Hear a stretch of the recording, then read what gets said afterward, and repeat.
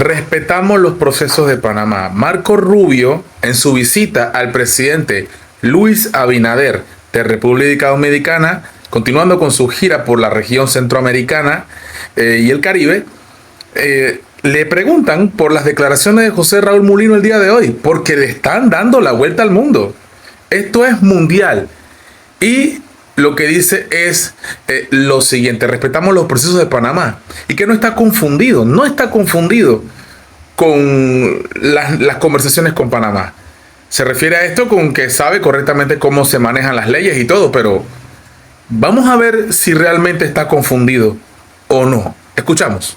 Confundido por Panamá. Tuvimos conversaciones, yo sentí que fueron primeros pasos fuertes, teníamos expectativas que hicimos quedar claras en esas conversaciones. Respeto mucho que Panamá tiene un proceso,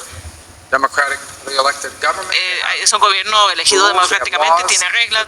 Es un gobierno elegido democráticamente. Qué bueno que lo dijo, porque es un país en donde la mayoría de los panameños, porque estaba muy fraccionado y sigue fraccionado Panamá, la mayoría de los panameños, no el 50+1, el 38% de los panameños votó por José Raúl Mulino. Y con eso bastaba, porque las reglas están aquí así. Aquí no hay segunda vuelta en Panamá, lamentablemente, lo dije yo. Y lo vengo diciendo que debería haber segunda vuelta, que aquí en Panamá se debe ganar con la mitad más uno. Pero bueno, no sé si eso se vaya a modificar en los próximos meses o años. Si es una promesa que hizo el gobierno de Mulino en campaña, vamos a ver si la cumple.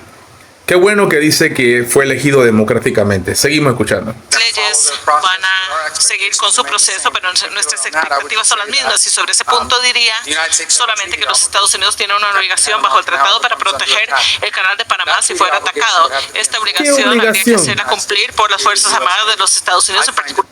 ¿Qué obligación? Pero bueno, vamos a por partecita aquí. ¿Qué obligación tiene Estados Unidos? Ellos mismos se hacen esa obligación. Nosotros no le hemos pedido a Estados Unidos que nos proteja de nada. Si nosotros nos llevamos bien con todo el mundo, no tenemos problema con nadie. Ahora, es cierto que existe un tratado de neutralidad, porque los intereses de Estados Unidos, no por los intereses de los panameños, no por los panameños, no es que a Estados Unidos de ningún gobierno le importe con los panameños. No. Seguimos teniendo que sacar visa para ir para Estados Unidos. Y seguiremos haciéndolo. No te creas que no. Entonces, a pesar de que no hay muchos panameños en Estados Unidos y que realmente los panameños no necesitamos ir a Estados Unidos a hacer absolutamente... Se puede vivir bien en Panamá. Lo que pasa es que hay demasiada corrupción.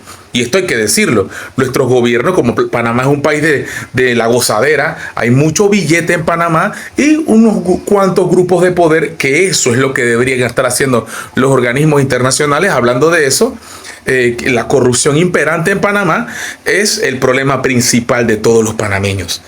Porque la riqueza está muy mal distribuida. Puede ser el cuarto o quinto país con la peor distribución de la riqueza en el planeta Tierra. Panamá. Con tanto dinero que da el canal, y la gente se está dando cuenta de eso mundialmente.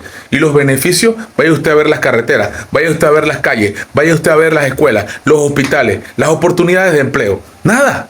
Tampoco le dan un salario a los panameños con cada barco que pasa. Los gringos no quieren pagar. Los gringos quieren adueñarse del canal. Eso es lo que quieren. Y no están pensando en sacar a la junta directiva que tenemos aquí en Panamá, ni a ningún corrupto presidente o funcionario público que hizo algún chanchullo con un chino o con quien sea. Armada. Me parece absurdo que tendríamos que pagar cuotas para transitar una zona donde tenemos la obligación de protegerla en momentos de conflicto. Esas son nuestras... Marco Rubio, yo no sé si está confundido, porque yo no sé qué parte de que Panamá no es un enclave colonial.